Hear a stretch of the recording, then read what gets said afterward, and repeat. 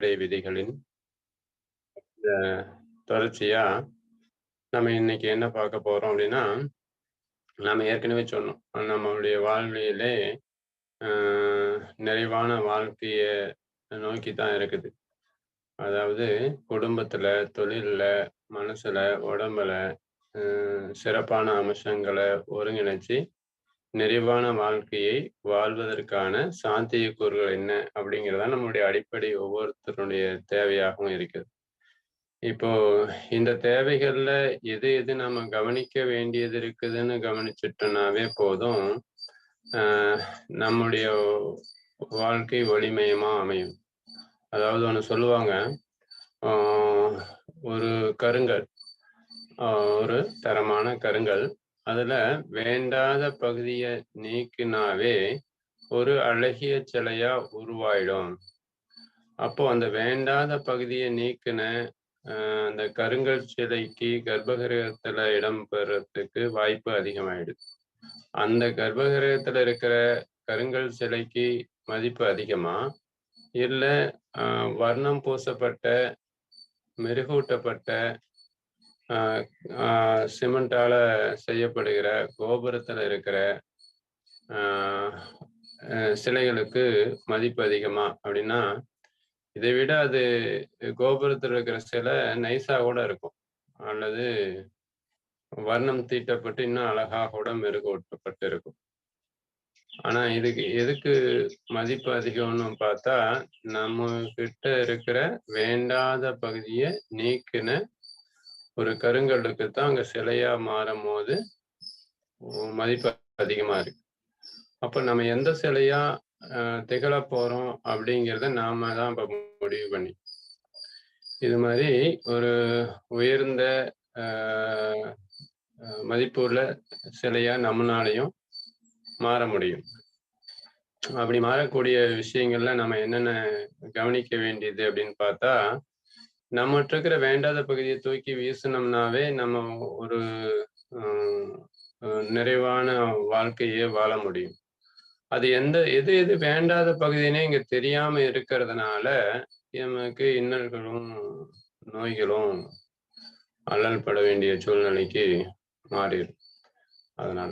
அதனால என்ன பண்ண போறோம் அப்படின்னா, இது வேண்டாத பகுதி எது? அப்படிங்கிற வகையில, இப்ப கொஞ்ச நேரத்துக்கு முன்னால ஹீரல் பாஸ்கர் ஐயா பேசம்போது, "எண்ண அலைகளுக்கு வலிமை அதிகம்" அப்படின்னு சொன்னார்.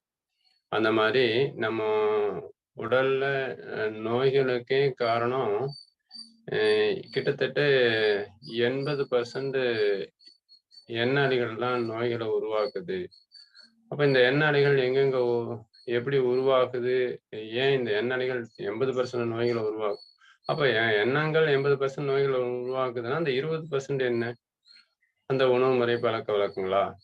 அப்படிங்கிறத நீங்க கொஞ்சம் கருத்தில் கொள்ளணும். அப்போ எண்ணங்கள சீரமைக்கிறதுக்கு அ முயற்சி செஞ்சுட்டோம் அப்படின்னா, 80% நோய்கள குணப்படுத்திறலாம் அப்படிங்கிறது இதிலிருந்து விளங்குது. ஆ அந்த வகையில எண்ணங்கள சீரமைக்கிறதுக்கு என்ன செய்யணும் அப்படிங்கிறதெல்லாம் ஒரு அழகாய விளக்கங்கள் இருக்குது.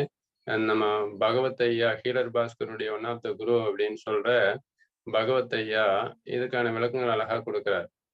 அப்ப பகவத் பாதைங்கிற அந்த அ அமைப்புல நீங்க இதெல்லாம் நீங்க பார்த்து தெரிஞ்சுக்கலாம். சேனல்ல இருக்கு. அதுக்கான விஷயங்கள தெரிஞ்சுக்கலாம். அந்த வகையில அ எண்ண சீரமைப்பு, எண்ணங்களுக்கு எந்த ஒரு ம் அதாவது மனசுல தோன்ற எண்ணங்களுக்கு சீரமைக்கிறதுக்கான முயற்சிகள செய்யாதீங்க. அதுக்கு இன்னும் ஈஸியா எப்படி சீரமையுது? அதாவது கலங்கிய நீர நீங்க தெளிவடையறதுக்கு என்ன பண்ணணும்னு கேட்டா, அத வந்து அமைதியா விட்டுட்டீங்கனாவே கலங்கிய நீர் தெளிவாயிடும் அப்படின்னு சொல்லுவாங்க. அதனால அந்த எண்ண அலைகள சீரமைக்கிறதுக்கான முயற்சிகள எடுக்கிறது முன்னால, இந்த எண்ண அலைகள்னால மனசு எப்படி கலங்கி போச்சுங்கிற விஷயங்கள நீங்க கவனிச்சீங்கன்னா, அதாவது தேவையில்லாத பகுதி எங்க உள்ள வந்தது, அல்லது தேவையில்லாத பகுதி எப்படி நீக்கிறது அப்படிங்கிறத கவனிச்சுட்டீங்கன்னா, நம்ம பார்க்குறோம்ல குழந்தைகளா இருந்தா அத்தனை அழகு, ஆரோக்கியம் இதெல்லாம் எப்படி எங்க வெளிய போச்சு, தெளிவு, மனநிறைவு இதெல்லாம் எங்க வெளிய போச்சுங்கிறத கவனிச்சுட்டீங்கன்னா, நீங்க அத உள்ள போட வேண்டிய அவசியமே இல்லை. அப்ப ஏற்கனவே இருந்தத தக்க வச்சிருந்தோம்னாவே நம்ம ஆரோக்கியமா இருக்கலாம். அந்த வகையில நம்ம இங்க சமுதாயத்துல என்னென்ன விஷயங்கள் நம்மள ஆ பாதிச்சுட்டு இருக்குது, நம்மள கலங்க அடிச்சுக்கிட்டு இருக்குது, அல்லது ஆஹ் ஒரு நோய்களை உருவாகிட்டு இருக்குதுங்கிற விஷயங்களை நான் கவனிச்ச வகையில ஒண்ணு ஒரு சினிமா பாடல் என்னன்னு கேட்டீங்கன்னா, உம், ஒரு குழந்தையின் மகிழ்ச்சியைப் போலவே உன்னை விடுமுறை தினமென பார்க்கிறேன். என் தனிமை இனிமையை தாலாட்டு என் ஜீவனே அன்பே அப்படின்னு ஒரு பாடல் வரும். பாடல் வரிகள். இதுல என்ன நீங்க கவனிக்க வேண்டியது அப்படின்னு பாத்தீங்கன்னா, ஒரு குழந்தையின் மகிழ்ச்சியைப் போலவே உனை விடுமுறை தினம் என பார்க்கிறேன். என்னன்னு கேட்டா, விடுமுறை தினத்தை குழந்தை அவ்வளவு மகிழ்ச்சியா கொண்டாடுதுங்கிற வார்த்தைகளை அங்க பதிவு பண்றாங்க. அப்போ விடுமுறை தினம் அப்படிங்கிறது தான் மகிழ்ச்சியானது அப்படின்னு அந்த குழந்தைங்களுடைய மனசுல பதிவு பண்ணிட்டீங்க அப்படின்னா, அப்போ பள்ளிகளுக்கு போகக்கூடிய தினங்கள் சிரமமானதா, கஷ்டமானதா அப்படிங்கிற எண்ணத்தையும் மறைமுகமா நம்ம பதிவு பண்ணிட்டு இருக்கிறோம். இப்ப இத மாதிரி நம்ம ஒரு ஒரு மிகைப்படுத்தப்பட்ட ஒரு வர்ணனைக்காக உருவாக்குற வார்த்தைகள் எல்லாம் மறைமுகமா பாதிப்புகளை உருவாக்கிட்டு இருக்குது அப்படிங்கிறத நீங்க தெரிஞ்சுக்கிட்டீங்க அப்படின்னா, இந்த பாதிப்புகள்னால வர மறைமுகமா ஏற்படுற பாதிப்புகள்னால வர விஷயங்களை நம்ம சீரமைச்சுக்க முடியும். அந்த வகையில இன்னும் நிறைய விஷயங்கள் இத மாதிரி பாதிப்புகள் ஏற்படுத்தியிருக்கு. ஒண்ணு பள்ளி செல்ல விரும்பு, பாடம் நல்ல கரும்பு அப்படின்னு சொல்லிக் கொடுத்த காலம் போயி, விடுமுறை தினத்த கொண்டாட வேண்டிய சூழ்நிலை மாதிரி ஒரு மாயையை நாம உருவாக்கிட்டு இருக்கோம். அந்த வகையில அப்ப இன்னும் 4 நாள் தான், இன்னும் 2 நாள் தான் ஸ்கூலுக்கு போயிட்டு வந்துட்டீன்னா, இன்னும் உனக்கு 2 நாள் லீவ் வருது. அல்லது ஓ 1 மாசம் லீவ் வருது. விடுமுறை தினம் இப்ப நம்ம கோடை விடுமுறை வருதுன்னா, விடுமுறை தினம் லீவ் வருது. இது அப்படின்னு சொல்லி நம்ம குழந்தைங்ககிட்ட சொல்லி சொல்லி ஸ்கூலுக்கு அனுப்புறதை நான் கண்ணு முன்னால பார்க்குறேன். அப்ப லீவு வந்தா சந்தோஷமா அப்படிங்கிற விஷயங்கள மறைமுகமா பதிவு பண்ணிட்டு இருக்கிறீங்க அப்படிங்கிறத புரிஞ்சுக்கிட்டீங்க அப்படின்னா, இது வந்து அந்த குழந்தையினுடைய எதிர்காலத்த பாதிக்காது. அப்போ நான் இன்னொரு விஷயம் பார்க்குறேன். அதாவது நான் போன வாரம் என் தங்கச்சி வீட்டுக்கு போயிருந்தபோது, அங்க ஒரு 7 வயசு குழந்தை சொல்லுது. தங்கச்சியோட குழந்தை. என்னன்னு, "ஆ மாமா ஆ 30 வயசுல போன் ஸ்ட்ரென்த் குறைஞ்சிருமாமா, டிவி விளம்பரத்த பார்த்துட்டு. அதனால நான் இப்ப இருந்தே அ இந்த டிவியில வர ஒரு பானத்த நான் குடிக்கிறேன்." அப்போ 30 வயசுல போன் ஸ்ட்ரென்த் குறைஞ்சிருங்கிறது எந்த வயசுல பதிவு பண்ணியிருக்கிறோம் அப்படின்னா, ஒரு 6, 7 வயசுக்குள்ளாரையே பதிவு பண்ணிட்டோம். அடிக்கடி டிவிய பார்த்து, பெண்களுக்கு 30 வயசுல போன் ஸ்ட்ரென்த் குறைஞ்சிருங்கிற விளம்பரம் போடுற மாதிரி, வயசானோட்டி நோய் வரும் அப்படிங்கிற விஷயங்களும் நம்ம பதிவு பண்ணிடுறோம். எப்படி? உனக்கு சின்ன குழந்தைங்கள இந்த வயசுலயே உனக்கு நோயா? அப்படின்னு நீங்க ஒரு கேள்விய கேட்டுட்டீங்க அப்படின்னா, அப்ப வயசானவட்டி நோய் வருமா? அல்லது வரும் அப்படிங்கிற எண்ணத்தை இப்பவே விதைச்சிடுறீங்க. மறைமுகமா நாம நிறைய விதைகள இது மாதிரி நொச்சி விதைகள விதைச்சுக்கிட்டு இருக்கிறோம் அப்படிங்கிறது நாம புரிஞ்சுக்கிட்டோம் அப்படின்னா, இந்த விதைகள விதைக்காம இருந்தீங்கன்னாவே, அந்த குழந்தைங்க நிறைவான வாழ்க்கைய வாழ முடியும். எப்படி? ஆ ஸ்கூலுக்கு போறதுங்கிறது ஒரு சந்தோஷமான விஷயம். நம்ம சொன்ன மாரி பள்ளி செல்ல விரும்பு, பாடம் நல்ல கரும்புன்னு சொல்லிக் கொடுக்கப்பட்ட பாடம் போயி, விடுமுறை தினத்த கொண்டாடுங்கன்னு சொல்ற பாடத்த குடுக்குற மாரி ஆயிப்போச்சு. இது அவசியமா? அப்படின்னு யோசனை பண்ணி பாருங்க. அதே மாரி தான் அந்த குழந்தை என்ன சொல்லுது? ஆ 30 வயசுல போன் ஸ்ட்ரென்த் குறைஞ்சிருமா? இந்த வயசுலயே அந்த 30 வயசு போன் ஸ்ட்ரென்த்துக்கு ஆ குறைஞ்சிருங்கிற எண்ணத்தோட அது வளர ஆரம்பிச்சிருது. அப்ப நான் அந்த டிவியில விளம்பரம் வர ஒரு பானத்த குடிக்கலைன்னா, நான் எனக்கு போன் ஸ்ட்ரென்த் இருக்காது அப்படிங்கிற எண்ணத்தையும் இங்க பதிவு பண்ணிர்றோம்.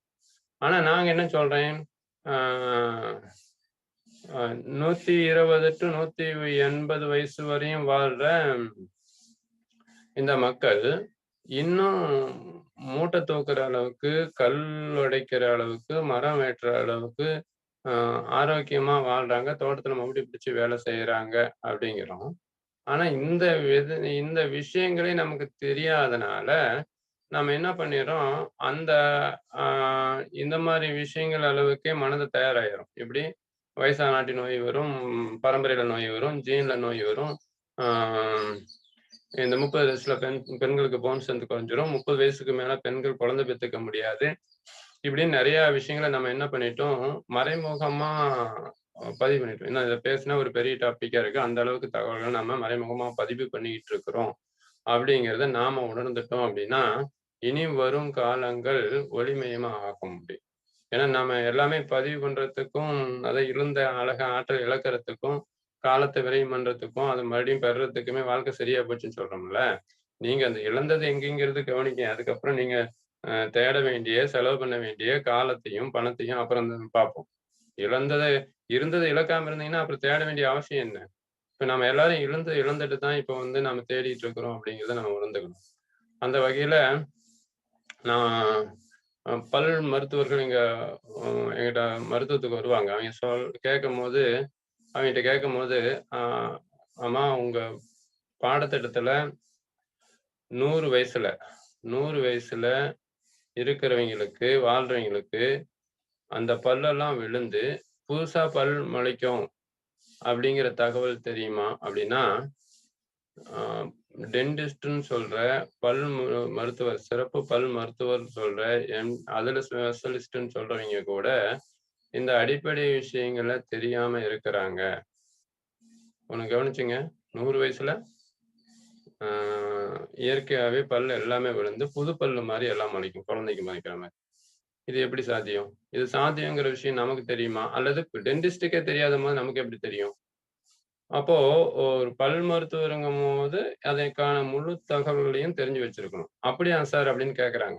நான் இதுக்கான ஆதாரங்களை எல்லாம் என்கிட்ட ட்ரீட்மெண்ட்டுக்கு வரவங்களுடைய இல்லங்கள்லயே ஆ அந்த பாட்டிங்களுக்கு பல்லு முளைச்சத அ இருக்கிறாங்க. அந்த மாரி பல்லு முளைச்சவங்க இருக்காங்க. இதுக்கான வீடியோ, ஃபோட்டோ ஆதாரங்கள நானு கேட்டுக்கிறேன். அடுத்த முறை நம்ம இது மாரி அது வந்ததுக்கப்புறம் இதுக்கான விஷயங்கள பகிர்ந்துக்கலாம். இப்ப இந்த மாரி விஷயங்கள ஆ பகிர்ந்துட்டீங்க அப்படின்னா, உங்க உங்க வாரிசுங்களுடைய அ மனதில இந்த விதைய விதைச்சு வைங்க. அது வந்து தண்ணி ஊத்தி வளருது, தானா வளருது, மழை பெஞ்சு வளருது, ஏதோ ஒரு வகையில வளர்ந்தது. நம்ம விதைய விதைக்காமயே பலனை எதிர்பார்த்ததும், அல்லது விதைய மேலாவ தூவி விட்டுட்டு பலனை எதிர்பார்த்ததும் தான் இங்க தீர்வு இல்லாத ஒரு சூழ்நிலையை உருவாக்கியிருக்கு. அந்த வகையில ஆ நவீன மருத்துவர்கள் ஏற்கனவே சொல்லியிருக்கிறேன். நவீன மருத்துவர்களே ஜீன்னு பதிவு பண்ணி வைக்கும்போது, அந்த ஜீன்ங்கிறது பேப்பர்ல பென்சிலால் எழுதப்பட்ட எழுத்து மாரி தான். இத லப்பர் வச்சு அழிச்சுக்கலாம் அப்படிங்கிற விஷயங்கள அவைங்களுக்கே தெரியாது. அவைங்களும் பதிவு பண்ணல. இப்ப நமக்கும் தெரியாது. ஒண்ணு அவைங்க நாலேட்ஜுக்கு இல்ல சமுதாயத்துல இது மாரி தான் கல்வி முறை இருக்குது அப்படிங்கிறதுனாலயும், இனி நாமளாவது இந்த மாரி சிறப்பு அம்சங்கள் எங்க இருக்குதுங்கிறது தெரிஞ்சுக்கிறதுக்கு காலம் ம் ஒதுக்குனீங்க அப்படின்னா, இது என்ன பண்ணுது? நம்மளுடைய எதிர்காலம் ஒளிமயமா மாறிருது. இந்த அடிப்படை விஷயங்கள்ல அ அறியாமை அறியாமையில இருக்கிறதுனால, நம்மளுடைய எதிர்காலம் அ சிறப்பா அமையாம சிரமத்துல இருக்குதுன்னு புலம்பிக்கிட்டு இருக்கிறோம். ஆக்சுவலா பார்த்தீங்கன்னா, வாழ்க்கை வந்து இன்பம், துன்பம் கலந்தது தான். இந்த துன்பங்கள் வரும்போது, துன்பத்தை எப்படி ஈஸியா எதிர்கொள்றது? கிருமிகள் வரும்போது, கிருமிகளை எப்படி ஈஸியா எதிர்கொள்றதுங்கிறத நம்ம கத்துக்கிட்டு இருந்தோம் அப்படின்னா, அந்த துன்பங்கள் நம்மள பெருசா பாதிக்காது. ஏதோ ஒரு விஷயம் சொல்லுவாங்க. "தலைக்கு வந்தது தலப்பாகையோட போச்சு." அப்போ வரும். வராதுன்னுலாம் சொல்லக்கூடாது. பிரச்சனைகளோ, கிருமிகளோ வரும்.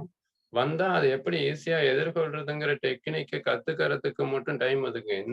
உங்க வாரிசுகளுக்கு இந்த அடிப்படை விஷயங்கள சொல்லிக் குடுங்க. இந்த சொல்லிக் குடுக்காதனால என்ன ஆச்சு, அந்த பிரச்சனைகள் வரும்போது அத எதிர்கொள்ளக்கூடிய தன்மை அதுக்கு இல்லாதனால, அ இந்த விஷயங்கள்ல சிரமப்படுறாங்க நம்ம குழந்தைங்க. அப்போ இந்த நாம பார்த்தோம் போன முறை கடந்த சில வாரங்களா நம்ம பார்த்தோம். அந்த குழந்தைங்க எங்கெங்க எத எத இழந்தாங்க, இருந்தது அப்படிங்கிறது கேள்வி வச்சிருந்தோம். அத வந்து அடுத்த வாரம் ஒரு கேள்வி பதில் நிகழ்ச்சியா அல்லது கலந்துரையாடலா இந்த விஷயத்த நம்ம பகிர்ந்துக்குவோம். அதுக்கப்புறம் அதுக்கான விடைகள பார்ப்போம். அதுக்கு அடுத்த வாரத்துல ஆ நம்ம சொன்ன விஷயங்கள்ல பின்பற்றதுக்கான சாத்தியக்கூறுகள் எனக்கு தெரியல. அப்படி எங்க இருக்குதுன்னு தெரியல. அத எப்படி எளிமையாக்குறது அப்படிங்கிறது தெரியலைன்னா, அதுக்கான சந்தேகங்கள கேட்கறதுக்கான வாரங்களா வச்சுக்க இனிமே. இனி வரும் காலங்கள அது மாரி பயன்படுத்திக்குவோம். அதனால என்ன சொல்ல வரேன் அப்படின்னா, நீங்க அந்த முழுமை பெற்றக்கூடிய தெளிவு தான் உங்களுக்கு நிறைவான வாழ்க்கைய அமைச்சு குடுக்கறதுக்கான சாத்தியக்கூறுகள் உருவாக்குது அப்படிங்கிறத, நான் உங்ககிட்ட ஒரு டூல்ஸ் எல்லாம் நெறைய டூல்ஸ் வாங்கி குடுத்துட்டோம். ஒரு வண்டிய ரிப்பேர் பண்றதுக்கான டூல்ஸ் எல்லாம் வாங்கி குடுத்துட்டோம். குடுத்தாச்சு. ஆனா அது எந்தெந்த டூல்ஸ்ல, எந்த ஃபோர்ஸ்ல, எந்த இடத்துல பயன்படுத்தணும்னு தெரியல அப்படின்னா, நாங்க டூல்ஸ குடுத்தும் பிரயோஜனம். அல்லது தங்கம், வைரம், பவளம் நல்ல நகைகள உங்களுக்கு குடுத்தாச்சு. அந்த நகைகள பார்க்கவே இல்ல ஒரு சிலர். இது நகைகள்னா என்ன? எப்படி இருக்கும்னு. அவருக்கு எங்க அணியிறதுன்னு எப்படி தெரியும்? எந்த இடத்துல அந்த நகைகள அணிஞ்சா அ அழகா இருக்குங்கிறதும் தெரியல. அப்ப நம்ம எல்லாம் என்ன பண்ணிட்டோம்? இது மாரி இந்த டூல்ஸு நல்லா ம் பயன்படுத்தி ஈஸியா நாமளே மேல வரக்கூடிய டூல்ஸ் நெறைய வச்சிருக்கிறீங்க. நாலேட்ஜ் வச்சிருக்கிறீங்க. அந்த அழகிய நகைகள வீட்ல வச்சிருக்கிறீங்க. இது எந்த நேரத்துல எப்படி பயன்படுத்துறதுன்னு தெரியாம ஒவ்வொருத்தருக்கும் இந்த அறிவு பயன்படுத்தப்படாம, பலனளிக்காம முடங்கி கிடக்கிறத நான் கண்ணு முன்னால பார்க்குறேன். இந்த நாலேட்ஜ் இல்லாம இல்ல. நெறைய பேத்துக்கு நான் சொல்றேன், அடிக்கடி சொல்றேன். அந்த ஃபர்ஸ்ட்டு ஆரம்பிக்கும்போது சொல்றேன். தனித்துவமும், தனித்திறமையும் இருக்க தான் செய்யுது. இந்த தனித்துவத்தை தாங்களே உணராம, தங்களுடைய திறமையை, தங்களுடைய அழகை, தங்களுடைய அறிவை, தங்களுடைய தெளிவை தாங்களே உணராம இருக்கிற அறியாமையினால வர சிரமங்கள் தான் நாம இப்ப கடைபிடிச்சுட்டு இருக்கிறதெல்லாம். அந்த வகையில இந்த அறியாமை அம் மோ மேகத்தை அ அதாவது அந்த சாம்பலை நீங்க நீக்கிட்டோம் அப்படின்னா, அந்த எப்படி ஒரு அழகிய நிலாவ ரசிக்க முடியுமோ, அந்த மாரி இந்த சாம்பல இருந்துச்சுன்னா, உள்ள அந்த தணல உங்கனால உணர முடியுமோ, இது மாரி நீங்க இந்த அறியாமை விளக்கறதுக்கான கூட்டமா தான் இனி வரும் கூட்டங்கள் இருக்கணும் அப்படிங்கிறத நான் எதிர்பார்க்கிறேன். அப்ப நம்ம எல்லாமே இங்க உங்களுக்கு சொல்லிட்டோம். சொன்னதனுடைய புரிதல் எப்படி இருக்குது? யார் சொல்றாங்கிறது முக்கியம் இல்ல. என்ன சொல்றாங்க முக்கியம்.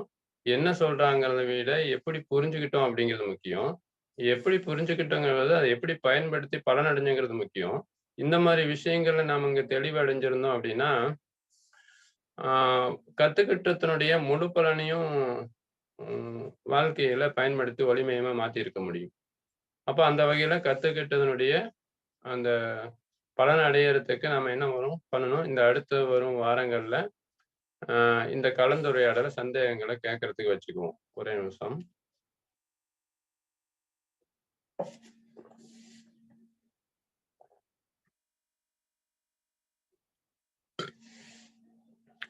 அப்பதான் நம்ம இப்ப குடுக்குற உங்களுடைய தகவல்களுடைய முழு பலனும் உங்களுக்கு கிடைக்கும். நம்ம எல்லாமே விதைய தூவிட்டு போன மாரி தான். ஒரு சிலர நான் பார்த்துருக்கேன். அந்த விதைகள சேகரிச்சு நீங்க வீட்ல சாப்பிடுற அந்த பழங்கள, ஆ அ ஒரு டப்பியில சேகரிச்சு வச்சுருங்க. அத வந்து நீங்க வெளிய போகும்போது, ஒரு கேரி பேக்லயோ, பையிலயோ போட்டு வச்சுட்டு, வெளிய போம்போது ரோட்டோரங்கள்ல தூவிட்டு போங்க. அதன் ஒரு சில மாநிலங்கள்ல பலன் தர்றதா அ சொல்றாங்க. அப்போ வீணா போற குப்பை தொட்டிக்கு போற ஒரு விதை, சாதாரணமா வெளிய போகும்போது தூவி விட்டுட்டு போகும்போதே, ஒரு வனத்த, ஒரு ஆரோக்கியத்த உருவாக்குற, பூஞ்சோலைய உருவாக்குற வேலைய செய்யுது அப்டின்னா, அந்த விதைய இன்னும் சரியான இடத்துல ஊனி வச்சுட்டுருந்தோம் அப்டின்னா, இன்னும் பல மடங்கு பலன தரும். இது மாரி தான் நம்ம என்ன பண்ண போறோம், இப்ப நம்ம விதைய தூவிட்டு இருக்கிறோம். ஒரு சில இடங்கள்ல அது சரியான புரிதல் இருக்கிறவங்களுக்கு அது வளர்ந்திருக்கும். அது இன்னும் முழுமை பெறாத இருக்கிறவங்களுக்கு, தெளிவு இல்லாம சந்தேகத்தோட இருக்கிறவங்களுக்கு, நம்ம அதுக்கு அடுத்த வாரங்கள்ல விளக்கங்கள குடுக்கும்போது, ஆ இது முழு பயனடையக்கூடிய சாத்தியக்கூறுகள உருவாக்கும் அப்படிங்கிறதுனால, இனி வரும் வாரங்கள்ல அது மாரி விஷயங்கள பார்த்துக்குவோம். அந்த வகையில அழகு, ஆரோக்கியம், அறிவு, தெளிவு இருக்கிற இந்த மாநில ஒ ஏற் இப்ப இந்த சூழ்நிலையில வாழ்ற மக்களுடைய வாழ்வியல் முறைகள அப்படியே எடுத்துக்கிட்டு நம்ம கடைபிடிச்சு வாழ்ந்தா கூட போதும். ஆ இப்போத்த வாழ்க்கைய நிறைவான வாழ்க்கையா மாத்திக்க முடியும். இப்ப மாத்திக்க முடியுங்கிற தகவல் தெரியாதனால நம்ம என்ன பண்ணிட்டு இருக்கிறோம், இன்னல்கள்ல அல்லாடிட்டு இருக்கோம். அந்த வகையில அந்த 120 டூ 180 வயசு வரையும் வாழ்றவங்க எப்படி வாழ்றாங்க? உலகத்திலேயே அழகான லிஸ்ட்ல, அறிவான லிஸ்ட்ல, மனநிறைவான வாழ்க்கை வாழ்ற லிஸ்ட்ல, அ ஆரோக்கியமா வாழ்ற லிஸ்ட்ல, அ இந்த மாரி பல விஷயங்கள்ல சிறப்பம்சங்களா வாழ்றாங்க. நமக்கு எந்த மாரி வாழ்வியல் முறை வேணும் அப்படிங்கிறத நாம தான் முடிவு பண்ணிக்கணும். நம்ம என்ன சொல்ல வரோம் அப்படின்னா, 40 வயசுல வாழ்ந்தாலும் எனக்கு பிடிச்ச மாரி வாழ்ந்துட்டு போக விரும்புறேன் அப்படிங்கிற ஒரு குரூப் ஒரு வகை. இல்ல எனக்கு நான் கடைசி வரையும் வாழ்ந்தாலும் நிறைவான வாழ்க்கைய, ஆரோக்கியமா வாழ்க்கை. எனக்கு ஒரு 80 வயசு வாழ்ந்தாலும் சரி, அ நிறைவான வாழ்க்கைய வாழ்ந்துட்டு போறேன். அப்படிங்கிறது ஒரு வகை. அதுல இன்னொன்னு என்ன சொல்றோம், இந்த 120 டூ 180 வயசு வரையும் கூட இந்த காலத்துல வாழ முடியும். அவைங்களும் எல்லா வகையிலயும் சிறந்த அ நிறைவான வாழ்க்கைய வாழ்ந்துட்டு இருக்கிறாங்க. இப்படி ஒரு வாழ்றது ஒரு வகை. இது எந்த வாழ்க்கைய சூஸ் நீ பண்ணியிருக்கீங்க அப்படிங்கம்போது தான், அதுக்கான தகவல் உங்களுக்கு தேவைப்படும். அதுக்கான வாழ்க்கை முறைய அமைச்சுக்கிட்டு சிறப்பா வாழ முடியும். அந்த வகையில இனிவரும் காலங்கள்ல இந்த வாழ்வியல் முறைகள, சிறப்பம்சங்கள ஒருங்கிணைக்கிறதுக்கான சாத்தியக்கூறுகள நம்ம அடுத்தடுத்த வாரங்கள்ல பார்ப்போம். அந்த வகையில அவைங்க என்ன சொல்றேன், 3 மாசங்கள் பல உணவுகளே ஜூஸு மட்டுமே சாப்பிட்டு, எப்படி அவைங்களுக்கு தேவையான புரோட்டீன், மினரல்ஸு, வைட்டமின்ஸு அப்படிங்கிறதெல்லாம் இதுக்குள்ளார கிடைக்குது. நம்ம கார்போஹைட்ரேட் அரிசி உணவுகள மட்டும் அதிகபட்சம் கார்போஹைட்ரேட் இருக்கிற அரிசி உணவுகள சாப்பிடும்போது தான், நமக்கு உடம்பு அதுக்கான எனர்ஜியோட வேலை செய்ய முடியுது அப்படின்னா, அல்லது புரோட்டீன் உணவுகள் அசைவத்துல நெறைய இருக்குது. அல்லது பருப்பு வகையில புரோட்டீன் நெறையா இருக்குது அப்படின்னா, இந்த வகையான புரோட்டீன் அல்லது கார்போஹைட்ரேட்லாம் தான் எனர்ஜி குடுக்குது அப்படின்னா, அல்லது ஃபேட் இந்த மாரி எனர்ஜி குடுக்குது அப்படின்னா, இவைங்க எந்த மாரி இந்த பழங்கள்ல இருக்கிற சத்துக்கள மட்டும் வச்சு கல்லு, மரம் வெட்டுற அளவுக்கு, மூட்டை தூக்குற அளவுக்கு எனர்ஜிய பெறுறாங்க அப்படிங்கிற தகவல்களையும் நாம ஆ உள்வாங்கிட்டோம் அப்படின்னா, நம்மளும் இந்த வாழ்வியல்ல சிறப்பா வாழ முடியும் அப்படிங்கிறத என்னால உணர முடியுதுங்க.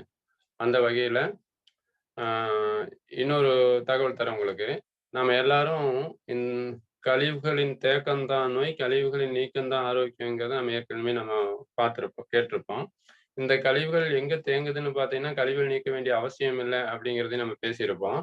இந்த வகையில நீங்க கழிவுகளை வெளியேத்துறதுக்கும், கல்லீரல, மண்ணீரல சுத்திகரிக்கிறதுக்கும், டாக்ஸின் ரிமூவ் பண்ற நெறைய விஷயங்கள நம்ம செஞ்சிருக்கலாம், அல்லது மருந்துகள எடுத்திருக்கலாம். மருந்துகளை எடுத்து டாக்ஸின வெளியேத்துற வகையில் ஒரு வகை. ஆனா, அதைவிட சிறப்பான, எளிமையான, செலவில்லாத வகை என்னான்னு கேட்டா, அந்த கண்ணப்பன் ஐயானுடைய இதுல குடுப்பாங்க.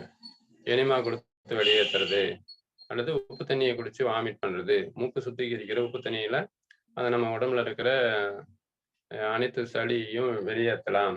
நேர்த்திப்பாட்டுல மூக்கு சுத்தம் பண்ற விஷயங்கள்ல, ஐவாஸ் கப்புல இந்த மாரி கழிவு வெளியேத்தி இந்த மாரி நெறைய வழிமுறைகள் இருக்கு.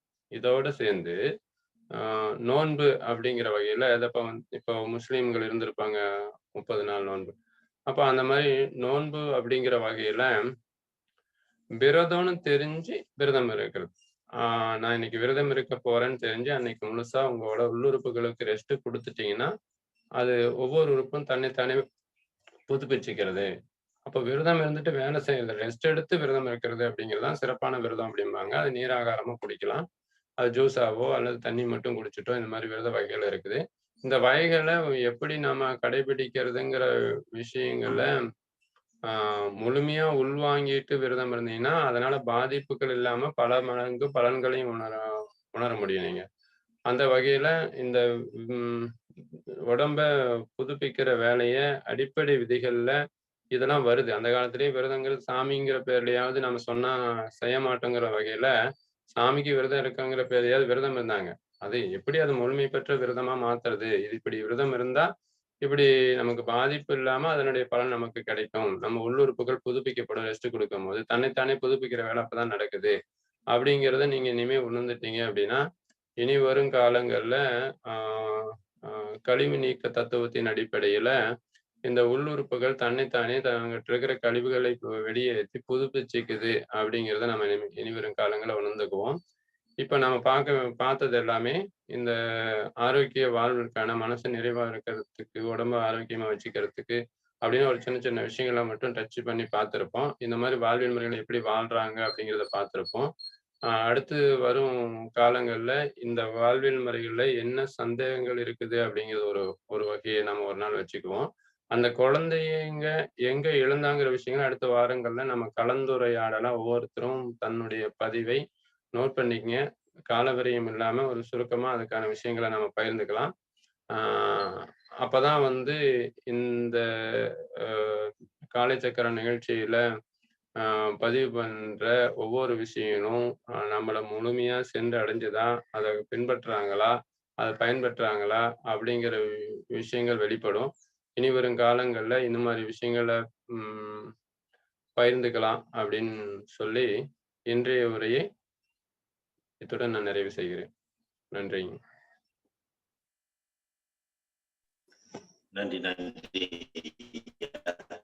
இன்று ஆரோக்கிய வாழ்வில் அடிப்படை விதிகளை பற்றி அற்புதமாக விளக்கம் அளித்த, அதாவது என்னென்ன பயன்பாடு, என்னென்ன நம்ம செய்முறைகள் கரெக்டான வழியில செஞ்சோம்னாக்கா நம்ம உடல் ஆரோக்கியமா வைத்துக் கொள்ள முடியும் என்பதை ஒரு சிறு சிறு உதாரணங்களுடன் அற்புதமாக விளக்கிய இளங்கோவன் ஐயா அவர்களை வாழ்த்துக்களையும் நன்றிகளையும் தெரிவித்துக் கொள்கிறோம். தொடர்ந்து உங்களுடைய இந்த வாழ்க்கை முறைகள் இந்த நிகழ்வில் அனைவருக்கும் தகவல் சேர வேண்டும் ஒவ்வொரு வாரமும் என்றும் மீண்டும் கேட்டுக்கொண்டு இந்த அற்புதமான விளக்கம் அளித்த தங்களுக்கு நெஞ்சார்ந்த நன்றிகளையும் வாழ்த்துக்களையும் தெரிவித்துக் கொள்கிறோம். நன்றி ஐயா.